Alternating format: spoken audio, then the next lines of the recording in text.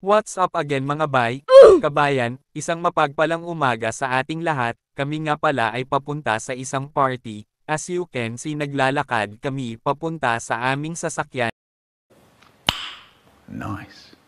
At ayan na nga iba ang nadaanan ng aming driver kaya naligaw kami at napaikot kami ng malayo-layo din. What? Pero okay lang at parang namamasyal lang din naman kami, marami nga pala kaming mga kabayan sa sasakyan kaya masaya kahit matagal kaming makarating, kaso nga lang baka maubusan kami. Tarihan nyo! At sa wakas dumating din kami sa awa ng Diyos at nakarating kami ng ligtas. Ang amin nga palang pupuntahan ay tinatawag nilang iftar party. Ito ay isang kaganapan kung saan matapos mag-fasting at panalangin na magtatapos sa isang sunset, ay inaanyayahan ang lahat na magsalo-salo sa isang handaan.